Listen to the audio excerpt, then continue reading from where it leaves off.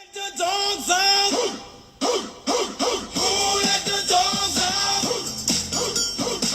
out. Well, private health insurance premiums have increased by an incredible 70% over the past decade, and further price hikes are on the horizon. Yeah, on April 1, we'll be hit with a 3.95% increase.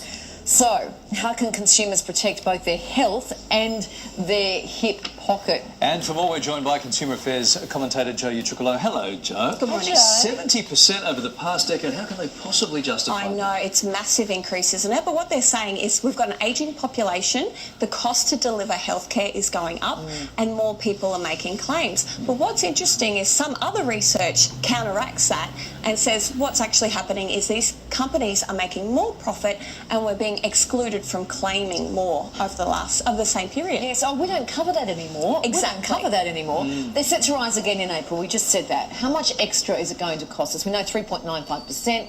Yep. On average, what are we looking at? If you're a single person, it'll be about $90 a year, and for a family, around $158 is what you should be expecting. Okay. Now, we've seen about a 30% increase in complaints against these companies, right? But it's not always about the cost, or is it? It is? It's not always about the cost. There's been a lot of complaints about service as well. And so some of the other problems are problems with direct debit and all those exclusions and restrictions. My policy doesn't cover it. I thought I'd be covered. So there's a raft of issues that people are experiencing, and we pay so much for health insurance. That's right, we're probably paying so much that we're expecting more, right? That's right. It's the way it should be.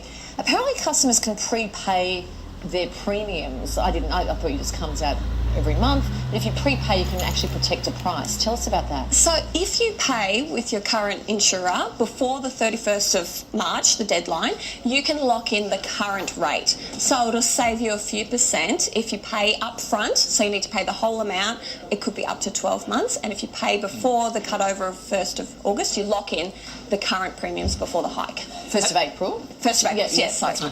Can you help our viewers save some money here? What are the tips? Yeah, absolutely. So don't just keep paying this. Consider your needs. So do the sums, particularly on extras. Like, have a look at how much you're paying for extras and how much you're claiming. Have a look at the last few years. Are you actually making your money, work for you?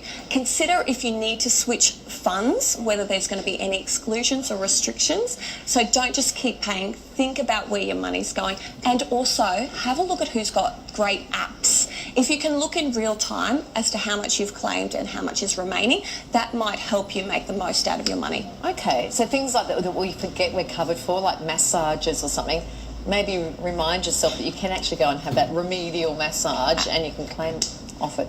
Just quickly, what's the future of health insurance? Because as a consumer, it's kind of really scary listening to all this stuff, Joe. Yeah, for the last few years, we've been stuck in the middle, us as consumers. Everybody seems to be fighting for our dollars. And so what we're seeing with premiums going up and people being able to afford it less, we might end up with a situation where we end up with an American system, or where we have to pay a lot for our health insurance and healthcare, or we might end up where they start collecting more and more data around, our activity, our health, and then start charging people accordingly, which is also a little bit scary that, we might be on a tiered system to say whoever's more healthy pays less and whoever most needs it pays more. Yeah, it looks like it's going that way. If you say we're going down an American system, though, that scares me, because we hear nothing good about the American health system. Yeah, absolutely. And one thing people should remember is they always do have the option to go through public health system.